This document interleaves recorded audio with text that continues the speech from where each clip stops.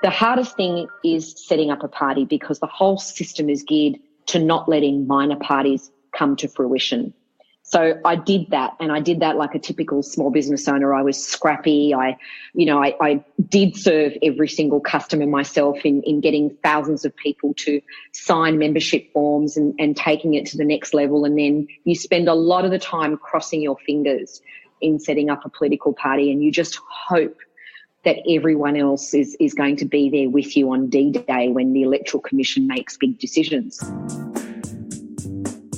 Welcome to Jane Jackson Careers, a podcast that takes your career to the next level. Here's your host, Jane Jackson, author of Amazon Careers bestseller, Navigating Career Crossroads.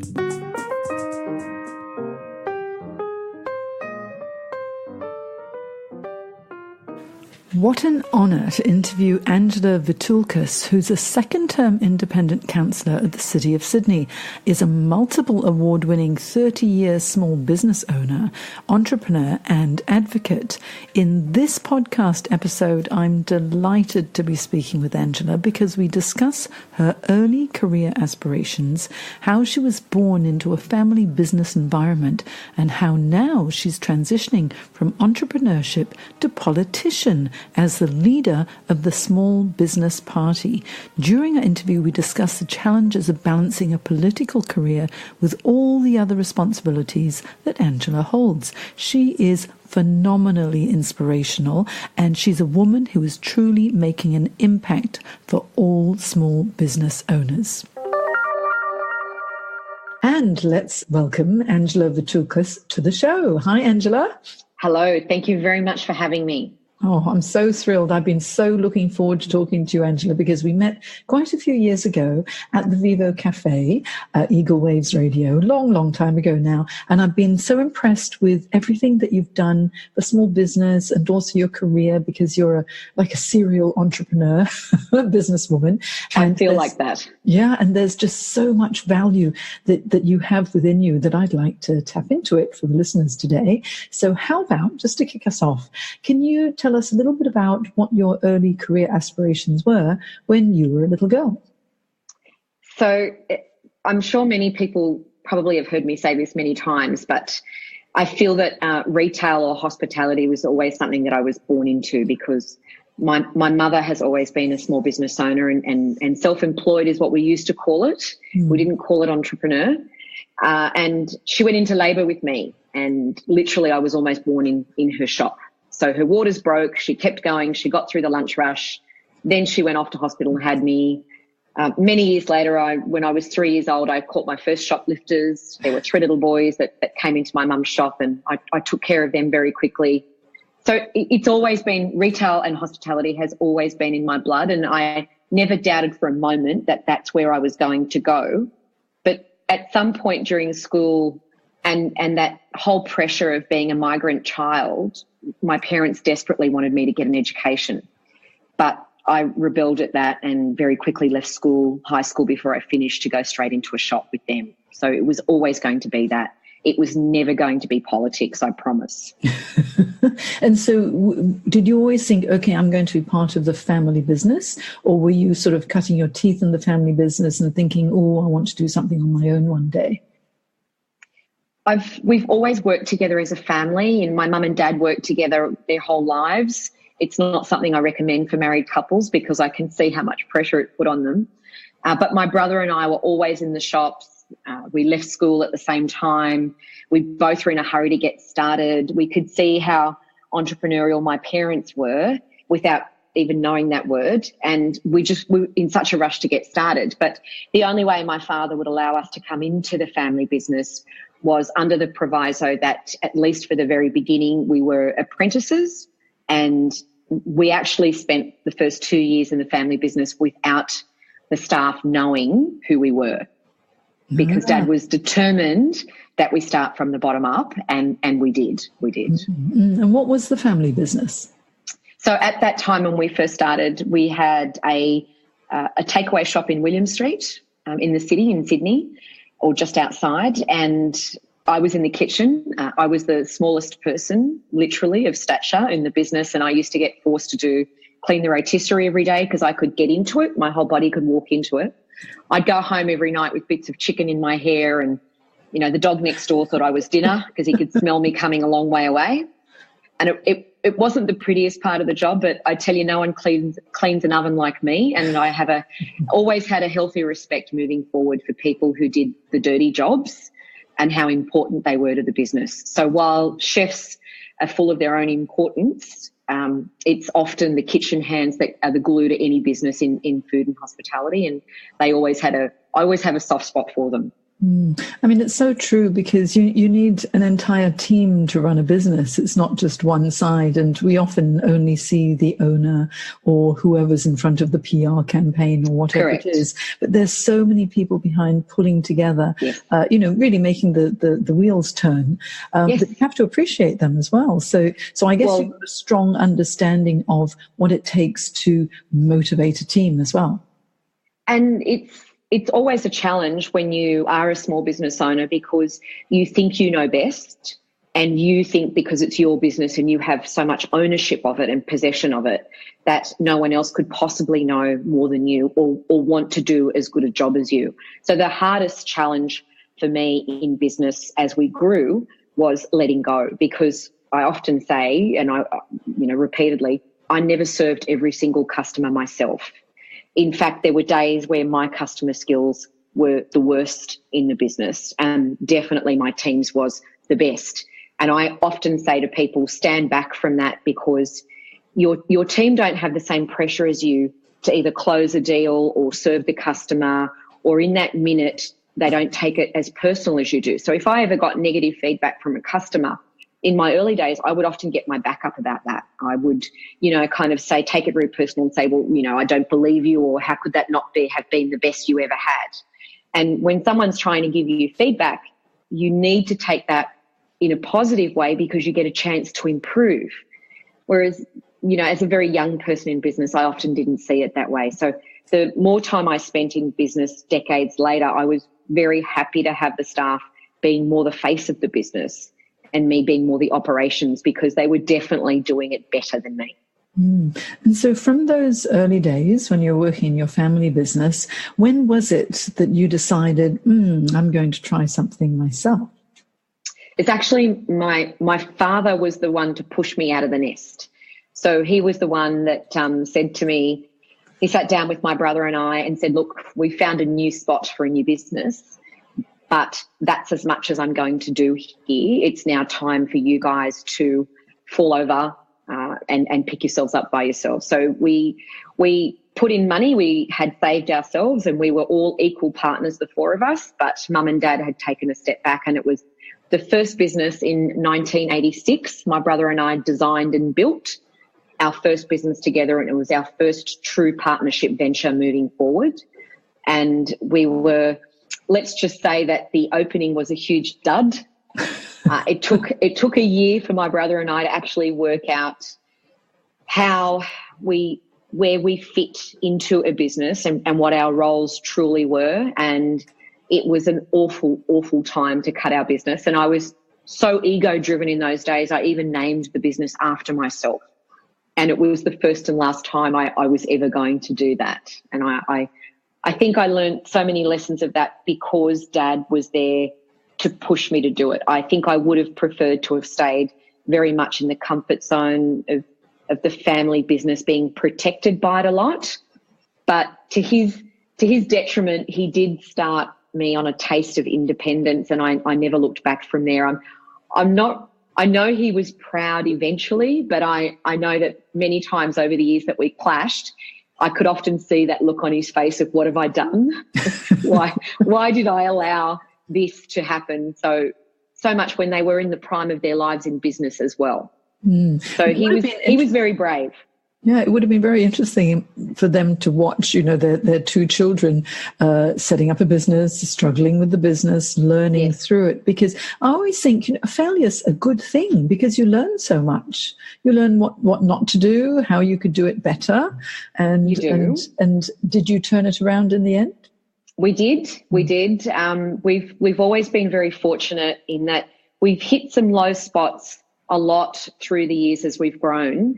but we've always had a lot of success in business. We've managed to always turn everything around. I'm very pleased to say that all of our business always set a benchmark when we sold them, which is very important when you're flipping a business and your whole business is built on goodwill. And it's good to know that you're handing over a business that someone else is going to make some money from as well and grow in a different way. And you would think that throughout the years and the decades of having those kind of successes, that you're future-proof in some way or insulated against failure. But as my life progressed, I have unfortunately come to realise that no matter how good you are or how much business experience you have or how much success you gain along the way, you are unfortunately never protected from hiccups in life that often have nothing to do with you and suddenly rear their ugly head, and you're taken up in a tsunami that can wipe out a business. And we've been there as well. So to anyone that's achieved great highs in business, I salute you. And to anyone that has survived a tsunami in business and been wiped out, I hear you, because recovering from that, as it turns out, is the hardest thing I'll ever do. And I think all of the experience that you've had in your career, your entrepreneurial career to date, has really put you in a good position to really understand what business owners go through. Because, looking at your amazing LinkedIn profile that I've downloaded as a PDF and printed off, which is multiple pages, you've won so many awards. And I just want to mention them because you've won the City of Sydney Business of the Year Award, the City of Sydney Cafe of the Year, New South Wales Entrepreneur of the Year, and 2007 Telstra Women's Business Owner of the Year. And in 2017, you were named as one of 9 most influential female entrepreneurs by the Sydney Morning Herald. Now, that is phenomenal, Angela, phenomenal. And so I think you know what you're talking about. Now, fast forward a number of years, and you are now, well, you've entered a political realm now. You're a brave lady. Yes, I feel like a crash test dummy most days in politics. But oh, there's so much to learn, isn't there? But you've been councillor of the City of Sydney, as well as obviously, running your own radio station, Eagle Waves Radio, which is a fantastic platform too.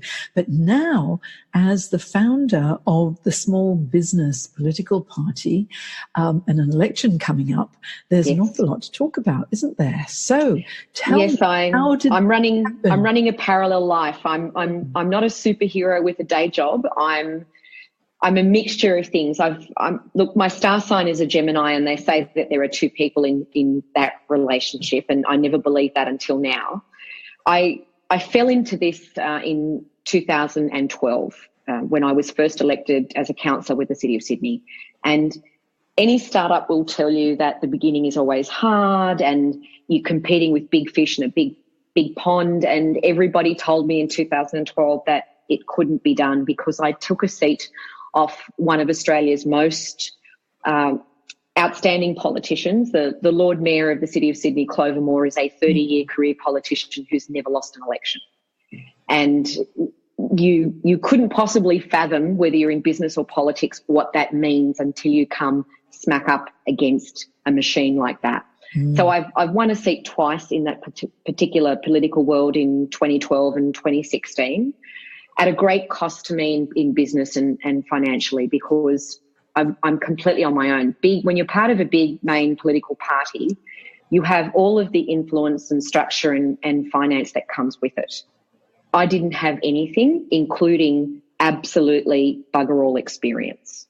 It seemed like a good idea at the time because the businesses in the City of Sydney didn't have a voice or representation in local government where all of their rate-paying amounts were going. So to give people an idea of perspective, the City of Sydney collects $500 million a year in ratepayers' money, and 85% of that, thereabouts, comes from businesses, and they have no representation in local government. And I wanted to change that. So I stumbled in a world where it seemed so much more straightforward to do it than not do it.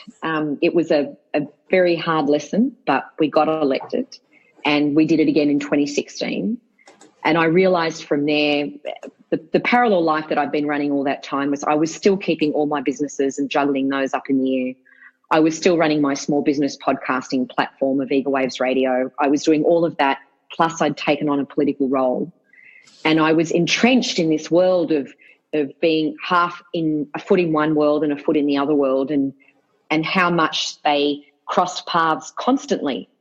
But suddenly I came up against a state government policy, and light rail burned deeply in the city. And that also meant that now I had three legs, because one leg was in a local political world that was privy to the light rail coming into the city. As a business owner, I was going to be impacted by it. And then suddenly in a state level, there was no representation again for small businesses who were going to be impacted. And that is where the rest of the journey started. And with your fingers in so many pies, yes, as a woman battling so much with little experience in the political arena, how did you handle it? How did you get up to speed? So I very much approached it as a small business owner, and I didn't realise till I'd attended my first what we'll call a board meeting, which is a council meeting, because councils are essentially a board. And the City of Sydney is a mini parliament version of state government. And I had no idea. I like to think I'm a quick learner, because most small business owners are. You really have to become experienced immediately. And I observed. I'm not shy, so I wasn't scared of asking questions when I didn't know something. And turns out that most politicians don't do that. They fake it, not till they make it. They just fake it until nobody realises that they have no idea what's going on. But I wanted to learn, so I really entrenched myself into asking a lot of questions. But as it turns out, all of my decades of small business experience, which include worrying about regulations, doing all the paperwork, reading leases, understanding what loans were, understanding financials, all of those things that I was already doing in my businesses were exactly the kind of skills I needed to be part of a board like local government, like the City of Sydney. So I had a lot of experience that I didn't realise, real life experience, which enabled me to read through tenders and documents and 6,000 pieces of policy on a fortnightly basis. I was used to reading it, and if I'm allowed to say a semi-naughty word, my bullshit antenna is fairly well honed. So I picked that out pretty quickly. And I think the staff in the city appreciated someone with real life experience. And they always knew that I didn't ask a question I hadn't already was aware of the answer. So it's made for an interesting several years in council. And, you know, then progressing and saying to myself one day, why doesn't small business have better representation at another level? And that included state and federally. And I came up with another typical small business idea. How hard can it be to set up a state and federal political party? Well, the answer is it takes about 700 days, 2 years. It is the hardest thing I have ever done in my entire life, and that includes flipping 20-odd businesses. It is the hardest thing I have ever done. I don't know yet if it's the most satisfying thing I've ever done, because, as I said, all political careers end in failure. And if you know you're on that trajectory, it's very hard to come to terms with that emotionally and mentally. Now, we were talking about this earlier before we started the podcast, was how business owners, you're always thinking about how can I build the business, the longevity, and if you're successful, the business goes on and on and on. However, in a political career, you know that it's limited. That's right. And that's right. There's a big risk there as well, especially when you're up against career politicians. And political machines that have been entrenched for 100 years. Yeah. Well, that's why I didn't call the party the Angela Vithoulkas party. I called it the Small Business Party because I wanted a succession plan. I wanted a strategy where younger people or more enthusiastic people, smarter people than me could come into it and pick it up and run with it. The hardest thing is setting up a party, because the whole system is geared to not letting minor parties come to fruition.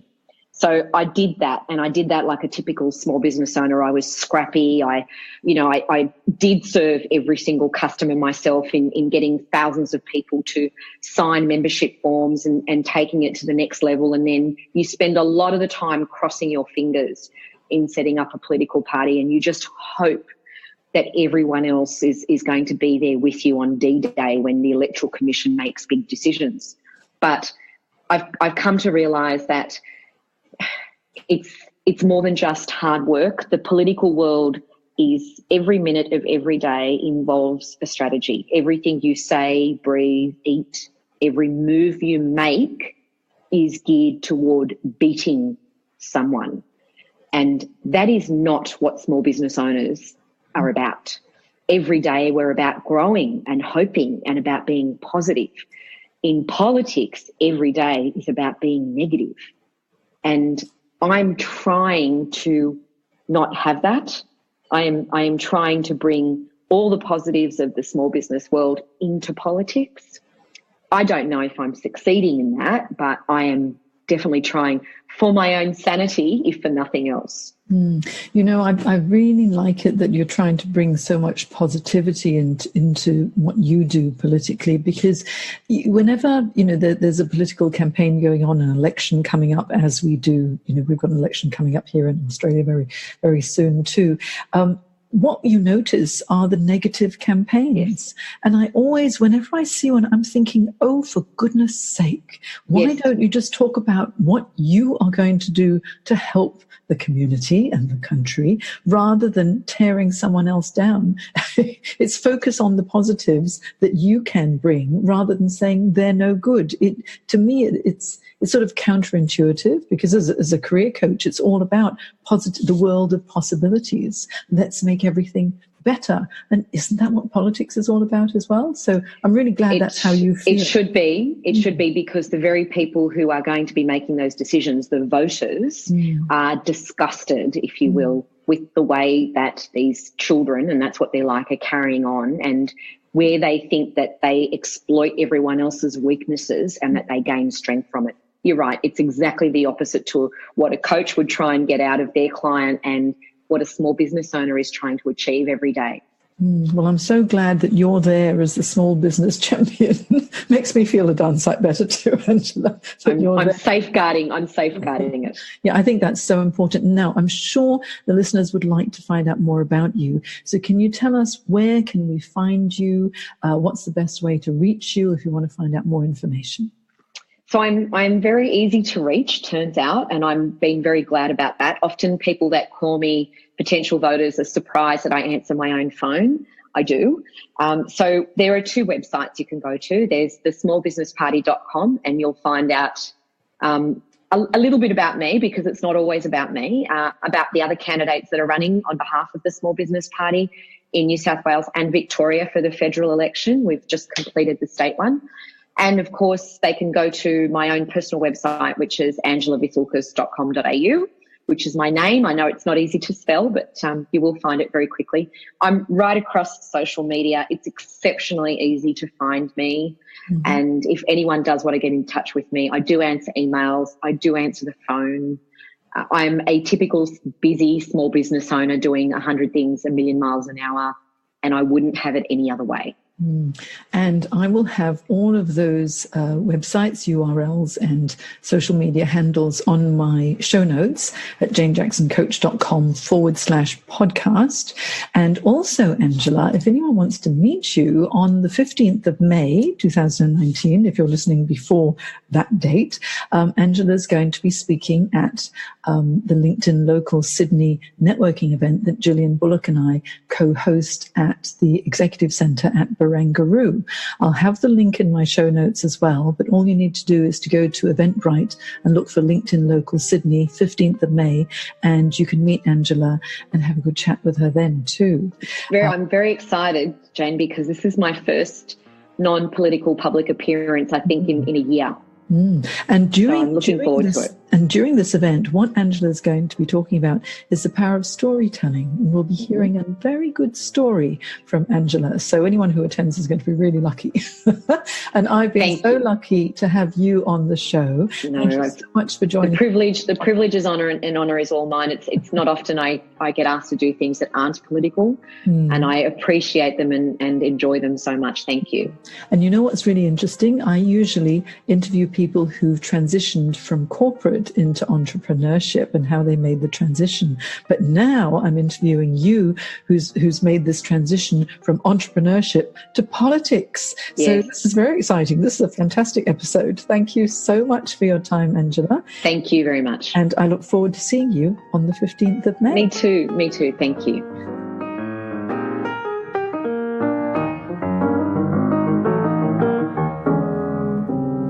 If you enjoyed this podcast, look for Your Career Podcast on iTunes and leave a review.